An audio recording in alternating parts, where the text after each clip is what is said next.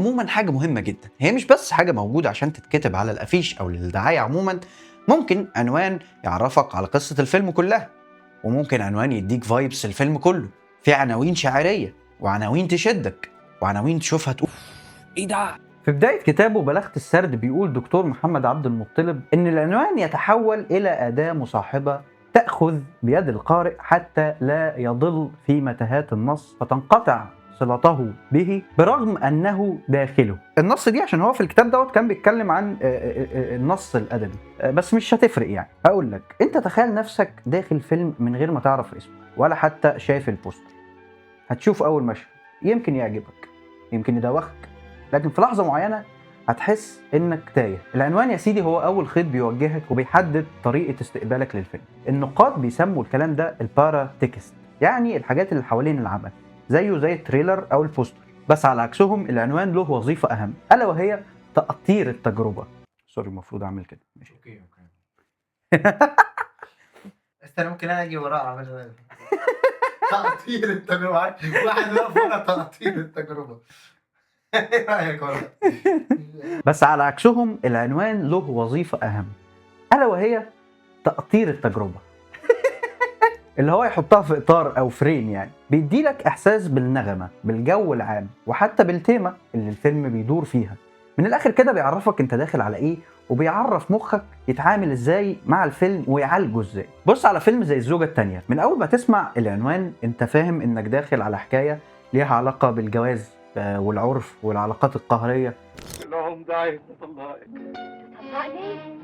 ويتجوزك هو مين ده اللي يجوز ويطلق؟ هو ربنا كن فيكون؟ مش فكرة بس انك هتقرر تدخله ولا لا، انت كمان لو دخلته عقلك هيتعامل معاه بطريقة معينة مختلفة عن افلام ليها عناوين استعارتها اعمق شوية، زي الارض مثلا، اللي مش بس بيتكلم عن ارض زراعية لكن بيتكلم عن الارض نفسها. هنا مجاز للهوية والجذور، وكمان صراع الانسان اليومي مع الحاجات اللي حواليه، سواء قوة طبيعية أو اجتماعية. كمان اختيار الأرض ككلمة واحدة اللي هي الأرض، يعني مش أرض فلان أو علان، لا الأرض بس، ده بيعكس قوة التركيز والموضوعية. وكمان الأرض ممكن يكون ليها معاني كتير، وده بيخليك قدام مساحة مفتوحة للتأمل. فأنت ممكن تشوف الأرض كموطن أو رمز للانتماء والمصير المشترك مثلا، أو مصدر رزق، أو يعني أي حاجة تانية. في عناوين تانية تلاقيها شعرية أكتر، زي Eternal Sunshine of the Spotless Mind، تلميح كده انك داخل على حاجة هتلمس معاك في الصعبانيات بتاعتك. وفي حاجات كده هتلاقيها زي جرس انذار، زي فيلم جوز مثلا. المهم يعني ان كلهم بيعملوا نفس الوظيفة، بيمسكوا ايدك ويوجهوك علشان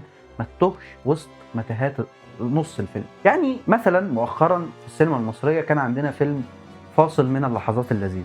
عنوان ذكي جدا لانه بيعبر عن انه فاصل من اللحظات اللذيذة بالنسبة للشخصيات يعني، وبالنسبة للمشاهد. المهم يعني عندنا كام فيلم كده اساميهم حلوة هنتكلم عنهم وهنقول ليه دي افلام بتبان من عنوانها. اعمل لايك بقى وسبسكرايب بقى. في عناوين افلام كده هتلاقيها بتزعق لك، وفي عناوين تانية تلاقيها بتهمس كده في ودنك، زي مثلا عنوان In the Mood for Love. عنوان مش بيحكي لك قصة ولا بيفضح التيمة بتاعت الفيلم، لكن بيفتح لك شباك صغير على الحالة اللي موجود فيها الفيلم.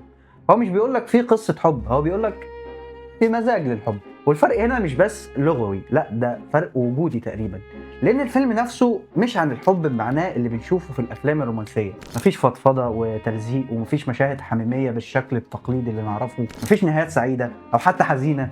في فراغ كده وشوق، في لمسات خاطفه بتعدي كانها ما حصلتش، بس تسيب هوا كده، هوا جميل، طيف جميل بيعدي. القصه ببساطه بتحكي عن راجل وست ساكنين جنب بعض في عمارة في هونج كونج في الستينات، وبيكتشفوا ان شركاء حياتهم على علاقة ببعض. يعني الراجل بيكتشف ان مراته بتخونه مع زوج الست دي، والست دي بتكتشف ان جوزها بيخونها مع مرات الراجل الاولاني. تباديل وتوافيق يعني، هي العلاقات في اسكندرية كده صح. بس بدل ما الفيلم ياخدك في طريق المواجهة او الانتقام، هو بياخدك طريق اهدى بكتير، طريق مليان نظرات، صمت، ومشاعر مكتومة، أقرب لعلاقة افتراضية بين اتنين بيحاولوا يهربوا من الخيانة اللي حواليهم من غير ما يخونوا هم كمان نفسهم.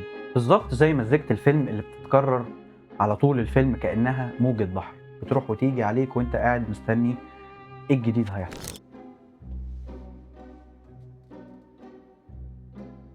وون كار واي اصلا بيشتغل كده، ما بيحكيش الحكايه، هو بيخلق ليك احساس الحكايه.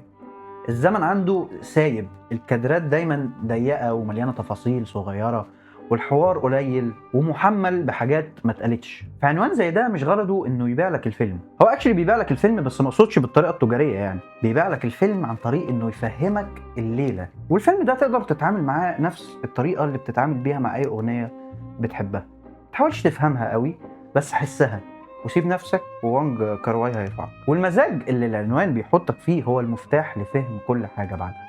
ليه الشخصيات بتمشي ببطء؟ ليه الكاميرا بتراقبهم من ورا حيطه؟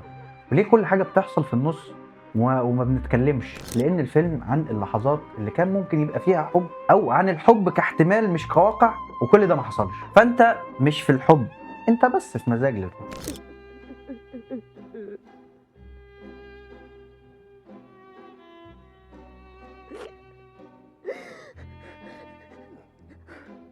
في افلام كده تحس انها اتعملت مخصوص عشان تبقى صوت جيل.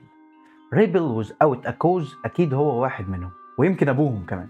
بيحكي عن شاب مراهق اسمه جيم بيحاول يتعامل مع اب، يعني خلينا نقولها بأدب شوية، هو مش حاسم وام مسيطرة ومجتمع بيطلب منه يكون راجل من قبل ما يفهم يعني ايه رجولة اصلا. في لحظة بيلاقي نفسه في صدام مع المدرسة ومع اهله ومع صحابه ومع نفسه كمان، مش لانه شرير او منحرف، لكن لانه تايه، وبدل ما يحاول يندمج بيتمرد، والتمرد ده ملوش سبب واضح. ودي كانت هي النقطة، لان احنا مش بنتكلم عن تمرد له هدف زي تغيير نظام او مقاومة ظلم، هو في الاول والاخر مجرد مراهق وزيه زي اي حد في سنه، يعني مش مناضل ولا حاجة. احنا بنتكلم عن تمرد ناتج من الفراغ والاغتراب وازمات الهويه. امريكا في الخمسينات كانت في قمه ازدهارها، من ناحيه بقى الاقتصاد، والحرب العالميه خلصت، الطبقه المتوسطه بتكبر، والاعلانات بتبيع لك صوره العيله المثاليه ببيت وحديقه وتلفزيون جديد. لكن الواقع بيقول ان جوه العيله المثاليه دي وقدام شاشات التلفزيون كان في جيل كامل من المراهقين حاسس انه مش شايف نفسه في الصوره دي، حاسس ان كل حاجه مترتبه زياده عن اللزوم، والاهم من ده وده انها مفروضه عليه. وده ممكن يخلينا نشوف مشاكل جيم النفسيه كاعراض او اشارات لحاجه اوسع، لمشاكل الجيل بتاعه كله، مشاكل مستقبل امريكا. العنوان هنا بقى مش مجازفه، بالعكس ده تشخيص للحاله، متمرد بلا قضيه. وده مش تقليل منه، دي محاوله لفهمه، لان في نوع من الغضب مش سببه ظلم مباشر، لكن سببه انك مش لاقي نفسك وسط نظام بيطلب منك تكون شخص ما اخترتوش. وده بيخلق تمرد صامت مشوش، مش عارف حتى هو ضد ايه ولا مين، بس ايه هو مكمل كده. الفيلم صراحة سابق عصره بسنين، بيحكي عن نوع من الألم الداخلي اللي هنفهم بعد كده انه هيبقى سمة جيل الستينات والسبعينات ويمكن لحد النهاردة. وابعد عنه بقى بدل ما يقولك ما بعد الحدث. You're tearing me apart! What? You say one thing, he says another, and everybody changes back again! يعني اللي أقصده إن ريبل Without a Cause مش مجرد فيلم مراهقين، ولا العنوان مجرد وصف لشخصية، ده توصيف لحالة وجودية ونفسية واجتماعية لسه بتحصل بس بأشكال مختلفة. أحيانا تانية العنوان بيكون زي الطعم، كأن الفيلم بيبتسم ليك ابتسامة مهذبة جدا ويشدك، وفجأة يحطك على ترابيزة في مطعم شيك فيها أكل فخم ونقاش راقي، وبعدين في اللحظة المناسبة يقوم ياكلك علقة بنت حرام. يعني بعيدا عن راديكالية التشبيه، أنا بتكلم عن فيلم The Discreet Charm of the Burgess.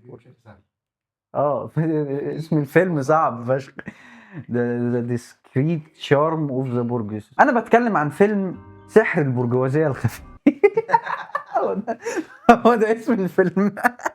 فيلم لويس بونويل اللي اتعرض سنة 1972، واحد من أذكى وأخف وأغرب محاولات تفكيك الطبقة البرجوازية، الطبقة اللي عندها الفلوس والنفوذ والذوق، لكن بتمارس كل ده بشكل ناعم وخفي وشبه غير مرئي.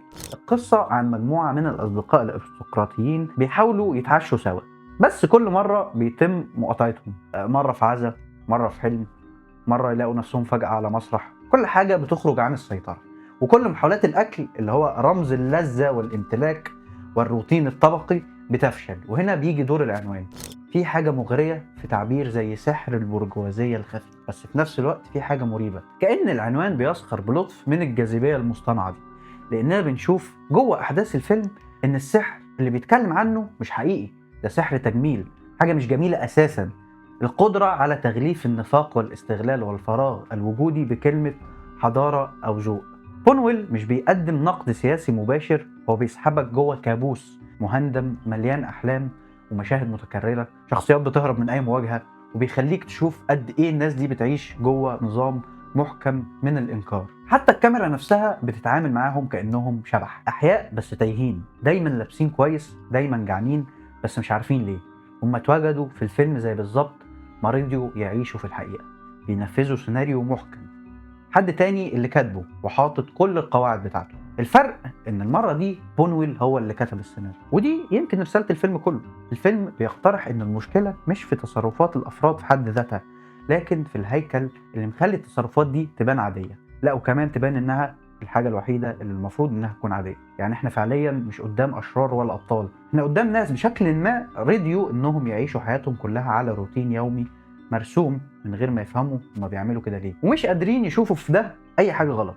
وهو ده بقى السحر الخفي. لما تفهم العنوان تفهم اللعبة كلها. في 2022 ظهر لنا الفيلم العجيب في كل تفاصيله Everything Everywhere All at Once.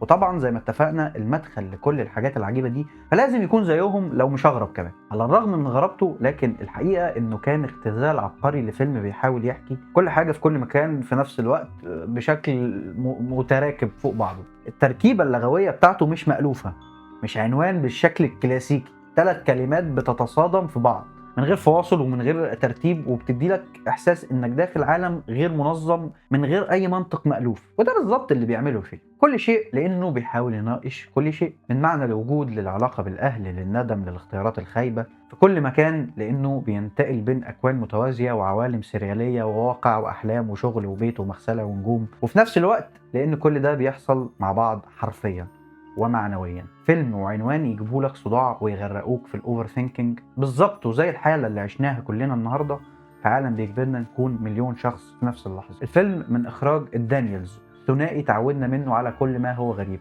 لكن هنا الغرابه ما كانتش لمجرد اللعب، دي كانت اداه للوصول لواحده من اكتر القصص الانسانيه عمقا في السنين الاخيره. قلب القصه هو صينيه امريكيه بتحاول تفهم نفسها وبنتها وجوزها وسط حياه مرهقه وشغل روتيني وتهديد من الضرايب، قبل ما تلاقي نفسها بتتنقل ما بين أكوان فيها صوابع إيديها هوت دوج وحيوانات بتتكلم وشخصيات بديلة ليها عاشت اختيارات مختلفة مثلا. الجميل هنا إن العنوان بيفضح قبل ما يقول، بيصرخ بإحساس البطل وبيعبر عن الموضوع قبل ما يبدأ.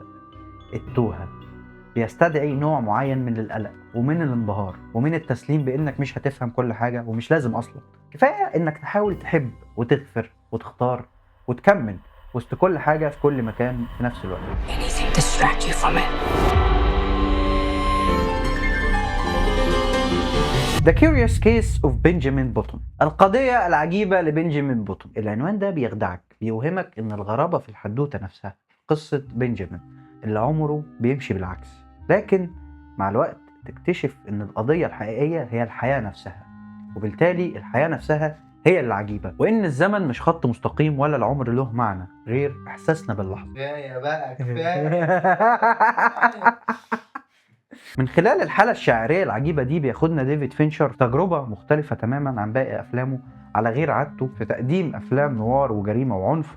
بيقدم لنا المرة دي حكاية عن الزمن والحب والخسارة، عن واحد بيتولد عجوز وبيصغر كل ما يكبر. العجيب بجد في الكيس دي مش الفكرة نفسها على قد ما هي في الإحساس اللي بتولده جواك، فكرة إن كل حاجة ماشية بالعكس بتفتح قدامك أسئلة عن العمر، عن معنى التقدم في الحياة، وعن إزاي كل لحظة بتسيب أثر جواك. أنت هنا بتشوف الأثر وبعدين الفعل نفسه أو الاختيار اللي ودانا ليها، ومن خلال ده ممكن نواجه أسئلة كتير جدا ونفكك مفاهيمنا عن حاجات زي الحب مثلا والخسارة والموت وكل حاجة في الحياة تقريبا. يعني اللي نقدر نقوله بعد كل ده إن العناوين مش مجرد كلام على بوسترات، دي جملة سينمائي لو ساق توك توك. العناوين مش مجرد كلام. دي احيانا بتبقى مدخل للعالم بتاع الفيلم كله، مدخل للاحساس ولنبرة الفيلم، واحيانا ممكن تبقى وعد او خدعة مقصودة، وسواء كانت فلسفية شاعرية ساخرة او حتى غريبة، اللي بيجمعهم انهم بيفضلوا عايشين جوه دماغك حتى بعد ما تخلص الفيلم. يمكن عشان كده لما حد يقول لك اسم فيلم بتحبه ممكن ما تفتكرش القصة قد ما تفتكر الاحساس، اللحظة، الصوت، السكوت اللي جه بعد الكلمة الأخيرة في التتر، ودي قوة الاسم الصح. قول لي في الكومنتات ايه أكتر عنوان فيلم علق في دماغك، وازاي شايف دور العنوان في حبك للفيلم. وبس كده، دي كانت كل حاجة عندي لهذا الفيديو. ما تنساش تعمل لايك وشير او انسى، يعني هي ما بقتش فرق.